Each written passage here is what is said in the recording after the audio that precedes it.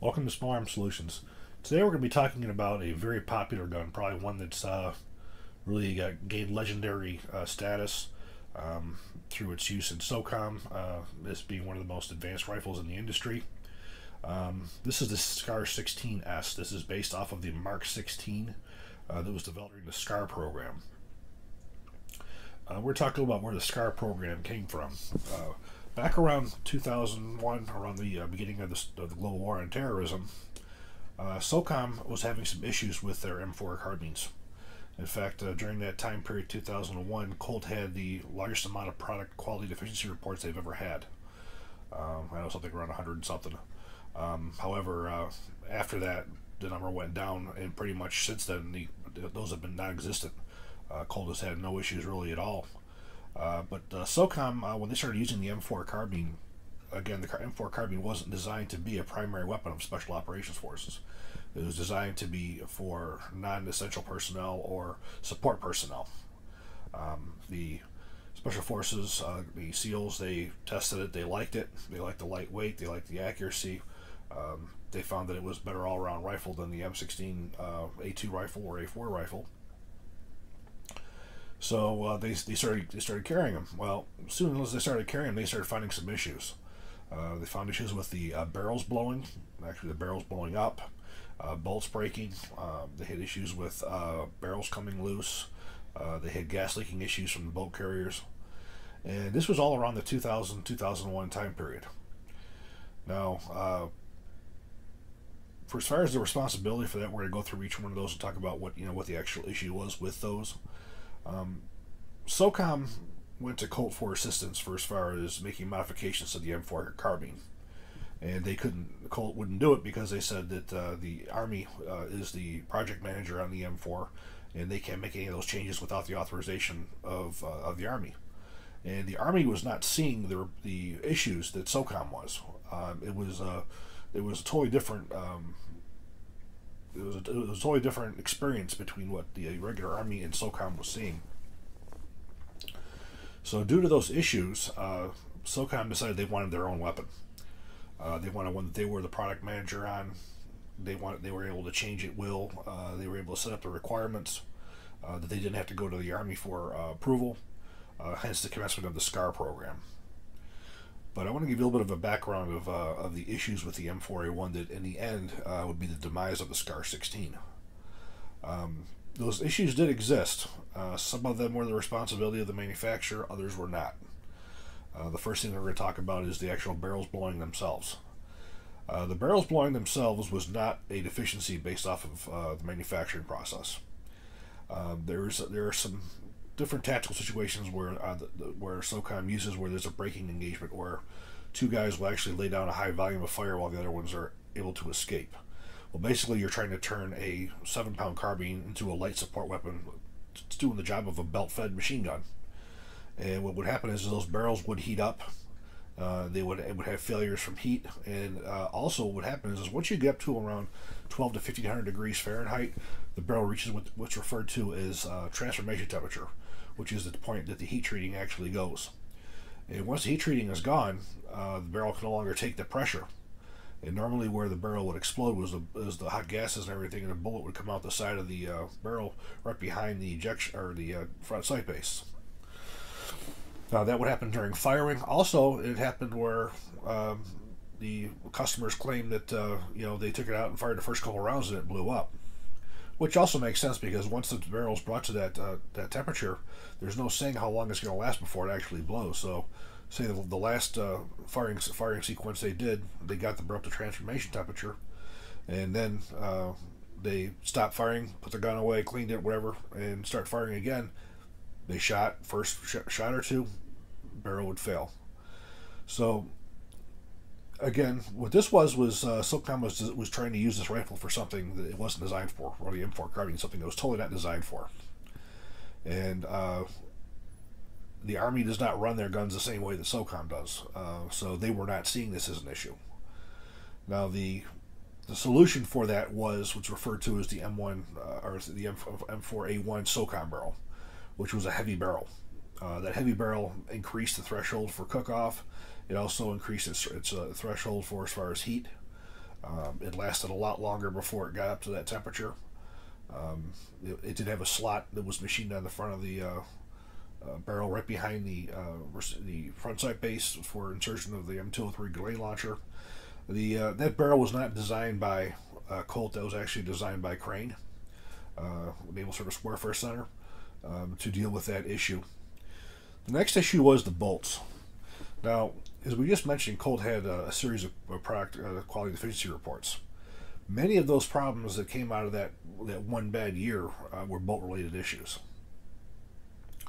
Now, again, the Army wasn't seeing the issues with bolts breaking as much because, again, they weren't running them as hard. The M4 carbines have a very high rate of fire. Not to mention the M4A1s were fully automatic, where the M4s were burst. So you didn't really have as much beating on them. And you did have issues with the bolts breaking at the cam pin, as well as the locking lugs 1 and 7 breaking right off the bolt. Now, Colt did look into this. There was some quality control issues for as far as heat treating. There were some manufacturing changes such as heat treating, finishing, and so forth. The problem, there certainly was a little bit of quality assurance in there, but again, it was the gun being used way beyond its parameters. Another issue that came up was the barrels were coming loose, and this was actually a production issue, and Colt corrected that by changing the process in which they installed the barrels. Instead of torquing the barrel nut once and then indexing, you actually torqued it 3 times to 35 foot-pounds. Torque, back off, torque, back off, torque, back off, and then time it for the gas tube. And what that did is it got rid of any false torque. False torque basically was once the barrel nut was torqued onto the receiver, there was a burn either the upper receiver threads or on the barrel nut itself that as you would fire, it would wear out. It would wear down, and all of a sudden the barrel nut would come loose. Another issue was gas leakage from the bolt carrier. This was caused by the carrier key coming loose. This was one of the issues that Colt also addressed in the manufacturing process. Instead of torquing the carrier key screws down to 40 to 48 inch-pounds, they increased it to 50 to 58 inch-pounds. And that pretty much took care of that issue itself. So those were the major issues, and again, SOCOM caused a lot of stir even within the Army because of some of the issues that they were claiming that were happening to them. And there's no doubt they were happening to them. You know, we've seen the photographs of the blown barrels and the broken bolts and all that. But the real reality was they were trying to make that gun do something it didn't. Colt wasn't as cooperative with them, again, because the M4A1 was a TDP rifle, meaning it had to be delivered in a certain way. The Army wasn't agreeing to making a lot of these changes because they weren't seeing the same problem. So the SCAR program was initiated. Now, they wanted to have a rifle that would be an improvement over the M4 carbine. It was unwritten, but it was pretty clear they wanted a short stroke or some kind of an external piston mechanism. They did not want direct gas. That was pretty clear. There was a few companies that were involved with the program who actually submitted rifles. First of all is FN. Now, this FN rifle was designed specifically for the requirements of the SCAR program. It met and exceeded every requirement that was made. Also, Colt was involved in this as well. Colt actually entered 3 rifles into the SCAR program, the Type A and B. Both A and B were direct gas guns. Type A utilized the Colt one-piece upper receiver. Type B used a standard upper receiver with a arms SIR system, a free-floating rail system on it. The Type C was a one-piece upper receiver with a external piston. It was the Colt's first introduction of the external piston since 1968. There were some other guns that were involved in there as well. Knight's Armament, I believe Robinson Armament was in there as well. HK did not enter anything into the SCAR program. At that time, H&K was more concerned about the big Army possibly buying the XM8. So they were concentrating more on the XM8 program than they were on the actual SCAR program. Once the gun started being tested, the down select was very quick. The Colt Type C SCAR and the FN were totally neck and neck. One could not be said was better than the other. Both of them held up for reliability. And the reason why the FN was actually selected was the fact that the SOCOM operators basically felt, looking at the Type C SCAR, they had a modified version of what they already had. And they felt that there was much more promise in the future of the FN rifle than there was the Colt Type C. Hence the decision was made to go with the FN SCAR rifle. Now, another interesting note about this program was for delivery, everybody had to deliver their guns in the 5.56mm format. But they also had to have a 7.62 or the SCAR Heavy on paper. That's where FN sort of had an edge. They were developing both a SCAR Light and a SCAR Heavy at the same time. The SCAR Heavy was chambered in 308 or 7.62 NATO. So they sort of had an upper hand in already having it developed. Now this was also pre-Colt LE901 time. I've actually gotten it on very good word that if the LE901 would have been submitted to this program, there's a very good chance it would have won the down select as to be the one that was chosen, because the LE901 was very much what SOCOM was looking for, having the convertibility to 5.56 to 7.62, using standard magazines, user level. So the SCAR 16 actually had a rather short life. As I briefly spoke about earlier, Colt had the issues with the quality control. Those quality issues got fixed very, very quickly. It was only 1 year that those product quality deficiency reports came in, and after that, I mean, you may have had one or two, but there was years where Colt actually had none whatsoever. So as testing went on, the SOCOM started to feel that introducing the SCAR 16 into the inventory, when it actually showed there was literally no benefit to it over the M4A1. Now we're talking about the new M4A1 that has the heavy SOCOM barrel that took care of a lot of those issues. There was a couple issues with the lower receivers as well, or the receivers trigger grips here. There was some issues with those that they were working on for quite some time. But eventually, SOCOM announced the cancellation of the SCAR 16 or the SCAR Mark 16 program in 5.56. However, they would go on to develop the SCAR Heavy, which we'll be talking about in another video. But there's absolutely no question that the SCAR 16, or this is the SCAR 16S, which is the commercial model, which basically has a 16-inch barrel instead of a 14.5-inch or 12.5. It has this muzzle break on instead of the actual flash suppressor. There's absolutely no question this is a world-class rifle. FN did invest quite a bit into it, developing it for the requirements of the SCAR trials themselves.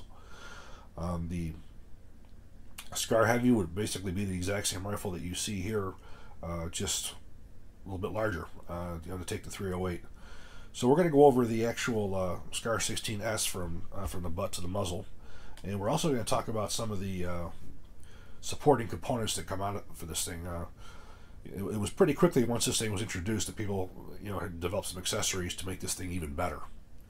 So let's start taking a look at this thing from the butt to the muzzle. Starting at the rear, we're going to take a look at the stock. The stock actually is both telescopic as well as side folding. To adjust the length, we pull it out, you can see there's actually 6 positions. And then to actually fold it over, we push in the button and we close it.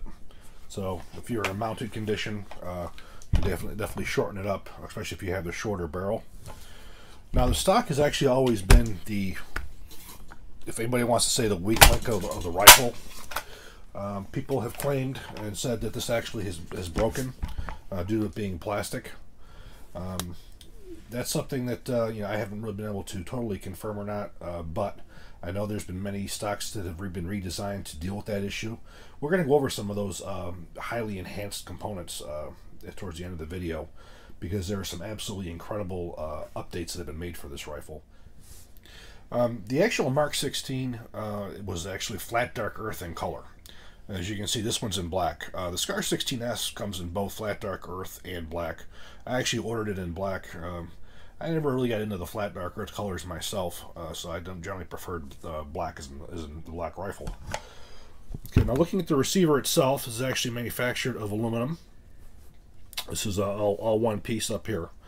Now the actual trigger mechanism is actually a separate component. This is actually a polymer lower receiver, standard A2 style pistol grip.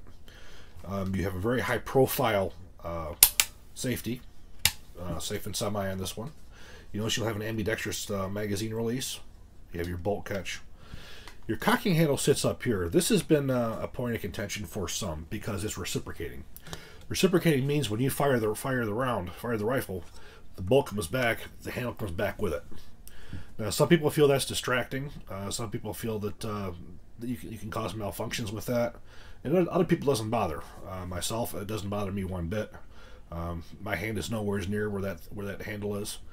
Now, this handle is also reversible. You can actually reverse it to the other side if you were left-handed, or that's the side that you wanted it on. I tend to like it on the left side because I can actually use my hand to pull rearward on it. The trigger pack, the trigger is a mil-spec type trigger.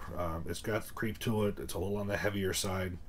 However, there's another trigger that's manufactured for this by Geisley, which is absolutely a gorgeous trigger. Which is probably the most preferred trigger that's out there for the Scar rifle. Now, looking towards the left side, you'll notice your ambidextrous safety with a shorter arm.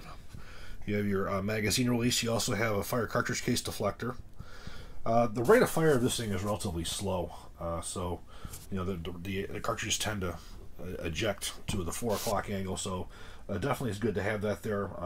If you were to fire this left-handed, you would have no problem. You would not be hitting the face with these cartridges at all. So you do have a continuous top 1913 rail, and you also have a 3, 9, and 12 o'clock 1913 rail as well. The 3 and the 9 are actually shorter rails. Now I actually have my favorite Manta rail protector covers on here because I will tell you this rifle will get hot.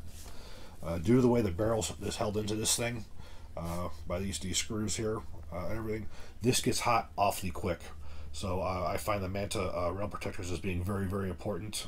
I also ended up putting one of the Magpul vertical pistol grips on there too, again, because of the heat.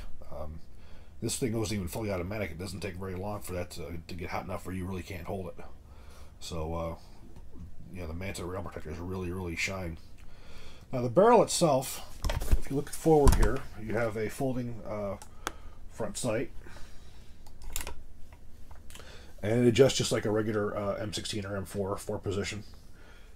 And we also have a adjustable gas block on here. It has 2 positions. It has unsuppressed and suppressed, which is very important to help regulate the rifle when in a suppressed mode. It actually keeps the rate of fire down so you don't overwork any of the components. The barrel itself is a hammer-forged chrome-lined barrel. So basically you're getting the best of both worlds. You're getting the strength and longevity of a hammer-forged barrel with the corrosion resistance and hardness of a chrome-lined barrel. This comes with actually a muzzle break on it instead of the flash suppressor or the I believe it was a Surefire mount. I'm not sure what particular manufacturer it was that was on the actual Mark 16, Mark 17. This is an incredible muzzle brake. This rifle does not move when you fire it. Gives a hell of a fire out of the end of it, but the muzzle does not move. What we're going to do now is we're going to take a look at the inside, take a look at the bolt, and take a look at how this thing comes apart, and we'll actually see what makes it tick. First thing we're going to do is we're going to remove the magazine, check, make sure it's empty. So the first thing we're going to do is we're going to remove the actual trigger pack itself. So we push forward on the front detent, push forward, lift out. As you can see, this is all polymer, except obviously the parts on the inside are not.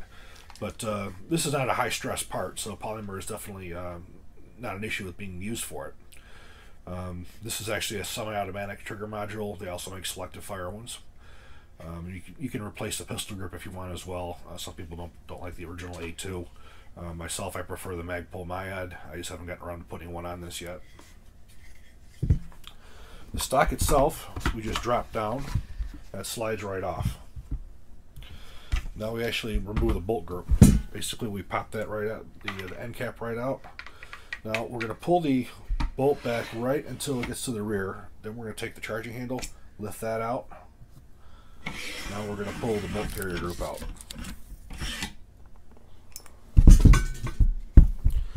So here we have the recoil spring, and this is the bolt in the bolt carrier itself. As you can see, this is actually a short stroke tappet.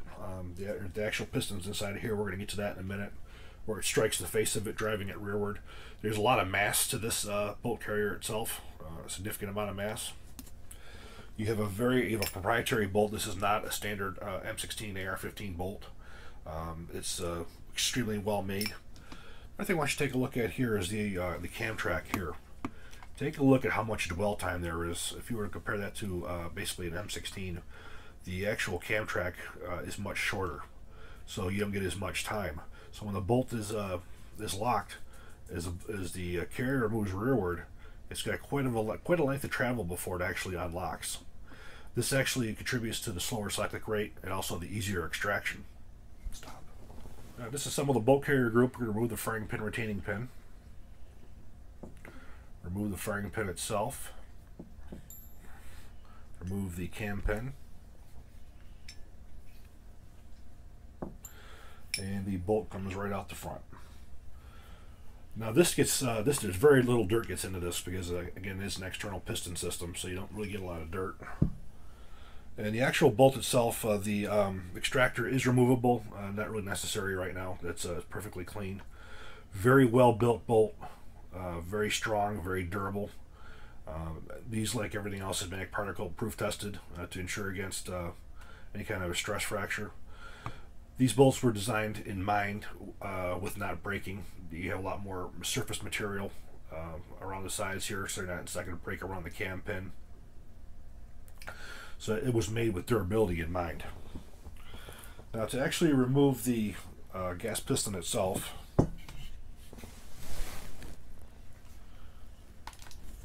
we've done this a couple times. Let's lift that up.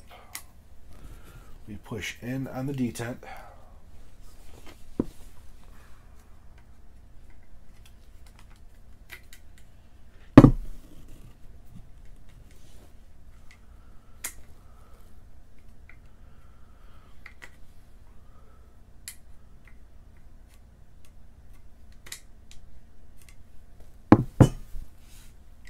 Lift outward. Now we're going to get a cleaning rod.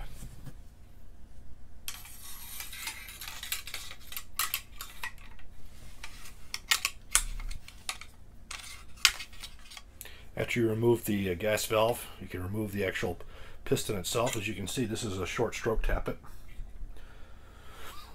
Basically, the tappet comes back,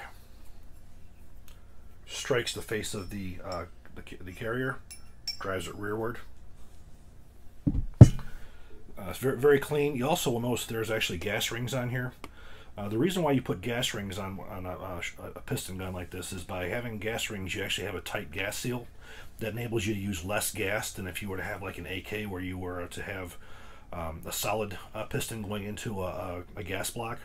Because you have to compensate for all the gas that's going to go past the actual piston itself. So you have to have actually more gas. That's basically all you would actually take off here. Now, the barrel is removable. It probably takes about 10-15 minutes to actually do. We're not going to do that because I don't have any spare barrels and I don't have the torque wrench for this one. But basically, you were removing 2 screws here and 1 up here on both sides, and then the whole barrel assembly will slide right out. Right now, FN only offers 5.56 for it. However, there's another company out there called Handle Defense who actually has other caliber conversions for this. They have them in 300 blackout. I believe they have them in 7.62x39. And I also believe they have them in 6.8 SPC. I'm not quite sure why FN hasn't really come out with these yet, with the caliber conversions. I will say I'm sure these guns are hard enough to get in 5.56, let alone any of the caliber conversions, but that option will be out there. So now for reassembly, first thing we're going to do is we're going to drop the piston right back into the cylinder. If you notice the actual gas valve here itself, you will see there's actually 2 different gas portholes on there. One's larger and one's smaller. One's for suppressed and unsuppressed.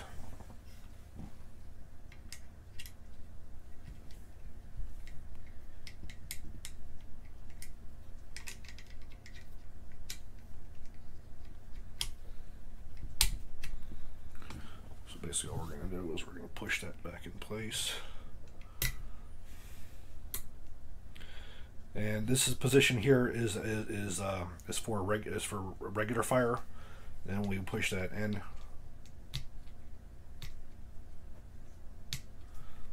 And go over one more, and it's going to put us into suppressed. Now for the bolt carrier itself, you drop the bolt right back into place. You want to ensure that your extractor is pointing to the right. Drop the cam pin in.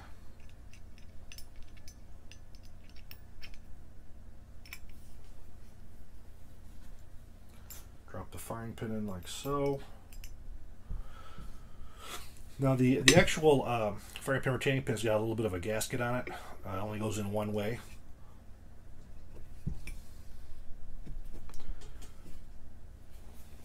This generally will require a little bit of a tap, or you really got to push it in. So we slide that into the back. Right to the point where we can actually see the hole for the cocking handle. Forward. Drop our recoil spring in place.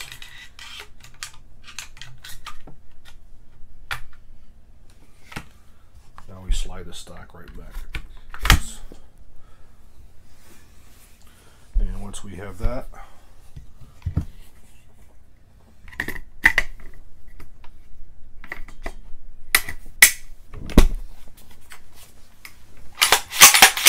that's all there is to it. Do a function check. Safety's on. Hammer does not fall. Safety off. Hammer falls. Release the trigger. Hear it click. Working properly. Talk a little bit about magazines. For as far as magazine compatibility, there's really only been one issue, and that is actually with the PMag Gen 2. If you look at the one over here, the metal one, you can actually see how open the actual rear of it is. This one how it comes down on an angle. This one on an angle actually interrupts where the actual bolt catch will go, will engage, and this will not hold open in the last shot. So you can modify it by basically taking an X-Acto knife and cutting that down so you get rid of that rounded off edge and you make it square like so. However, the PMag Gen 3s work perfect. This rifle has been tested with multiple different magazines, GI magazines, PMag D60, Surefire 60 and 100, everything from Tango down. There's been a whole gamut through them with no issues whatsoever. The rifle is not finicky with ammunition. I will say before anybody asks, no, I have not fired Wolf in it. I've had several people ask me about this. I do not use Wolf ammunition in 5.56. The main reason for that is most of it is underpowered. It's 223 spec, even lower. The port pressure is relatively low. And I've had many rifles where it's had a hard time actually cycling, so I don't bother with it. However, I use the hell out of steel ammunition in 7.62x39 and in 5.45. So that's the main reason I don't use steel in 223, is I've had too many experiences with it being underpowered. This rifle was tested for accuracy with Black Hills 77 grain Mark 262. This particular rifle shot sub MOA at 100 yards. Just a rounded edge. It could have been maybe just a hair above, which is perfectly acceptable for an assault rifle by a long shot. Some people have claimed that these are not as accurate as M4s. This is the only rifle I've actually took the time to sit down and test for accuracy. Now, if I had the guys do trigger in here, I expect it probably would have shot a little bit better. Having that trigger just a little bit better. But the ammunition I have tested in here again was Black Hills Mark 262, Black Hills 223. I also had some Federal XM193, XM 885, and probably just an assortment of some other stuff as well. This rifle is not finicky. It pretty much will take anything that you give it. It's quite comfortable. Actually, it's a little on the bulky side, but it's comfortable. The only thing that I could say I didn't like about it was I felt that it heated up awfully quick. To the point where that's why the mana rail protectors had to go on there, and eventually a vertical pistol grip. I did have issues with it heating up. Now, as I previously mentioned, many people have claimed that the weak point on this rifle is the stock itself. There's a couple different options out there to make this rifle, for as far as the stock's concerned, a hell of a lot more durable and somewhat a little bit more comfortable as well. For those who are fond of the standard M16 type stock, this is manufactured by Valtor. This is a slide-in, which we're going to show you how that slides right back into place. Now, this is a regular mil spec receiver extension tube. So pretty much any stock that you could put on an M4, you can put on this. The second one, and my favorite, this is the one that's actually going to go on this rifle. This is manufactured by Mesa Development Group. Now, this particular stock is very similar to the ACR stock that Magpul designed for the, then it was called the Masada, or now the Bushmaster or Remington ACR.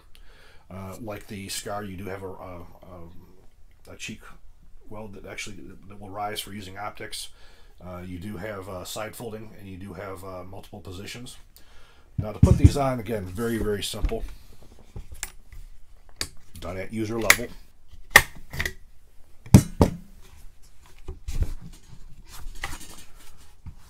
First, we'll throw on the Valtor.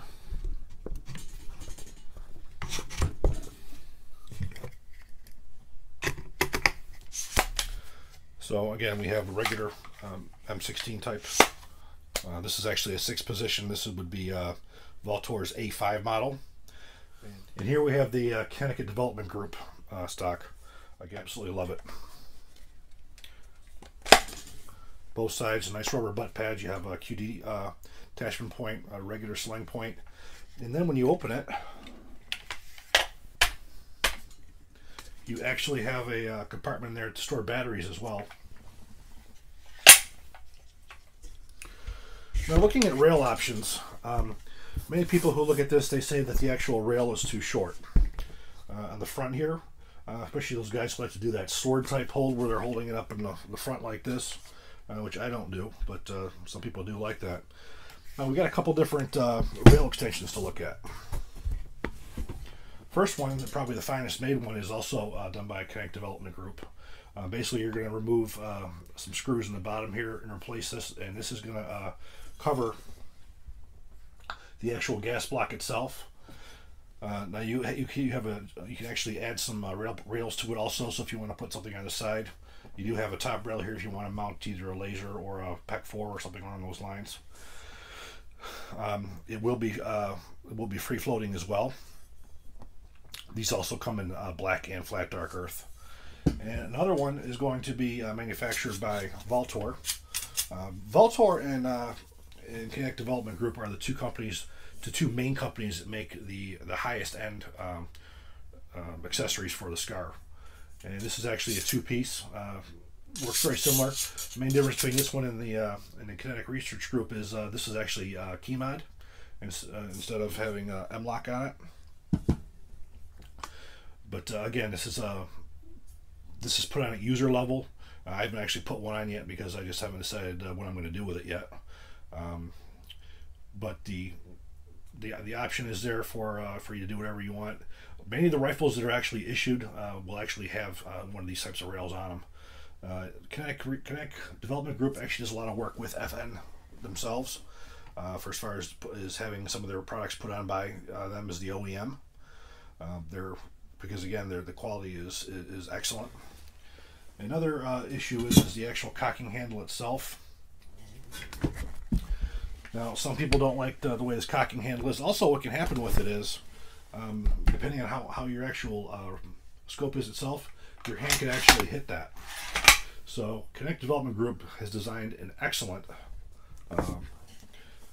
cocking handle, which we're going to install that on that right now.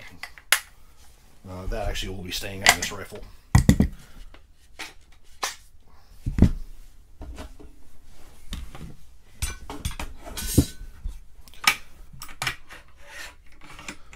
Pull that right out.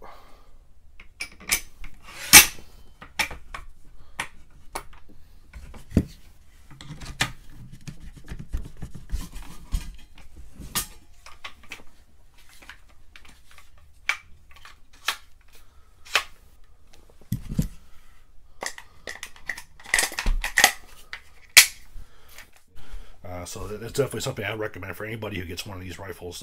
Is definitely is an enhancement. We're not going to take the Scar 16 to the range. We're going to see how she shoots. Okay, we're going to put a few rounds through the Scar 16 with the Elcan Spectre scope.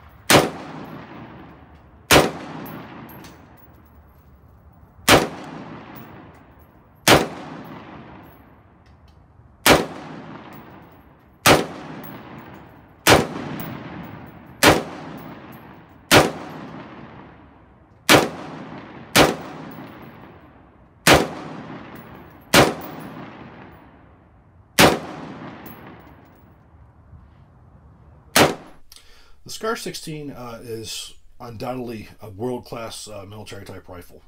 I definitely would say it's one of the best in the world. Is it better than the M4? That depends on your perspective. Quite frankly, I'm an M4 person, and that's always going to be my go-to gun. I definitely would not feel under-equipped with a Scar 16 whatsoever. You know, the modularity of this rifle is excellent. It doesn't have, you know, as much of a commercial base right now for as far as accessories. Again, your main companies are Valtor and Connect Development Group.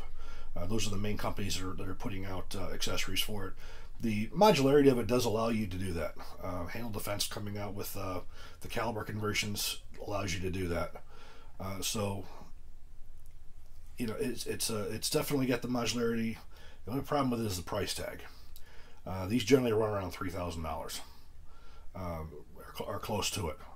They're extremely expensive. They're fairly rare. Right now, they're even rarer to get due to the fact that FN's got a lot of military contracts right now for this rifle. They manufacture the Mark 17 or the Scar 17 S for U.S. military and foreign contracts as well. So unfortunately, that does affect the ability to get the ones for the commercial market. But if this is the way you want to go, you're going to be dropping some serious money. You know, you figure you're going to go for, you know, say $2,500 for the rifle, then you're going to start going, you know, $200 and $300 for a different stock, $200 or $300 for a rail system to go on it, and then the optic. For instance, this optic here is just about $2,000 as well. This is the Elcan 1-4, which is an ideal optic for this. This is viewed more as an assault rifle. It's not really viewed as a marksman type rifle. However, you can put any optic that you would want on this thing. You know, I've actually had a DI optic red dot sight on it as well. But yeah, this is not the budget man's rifle by no means. But you get it.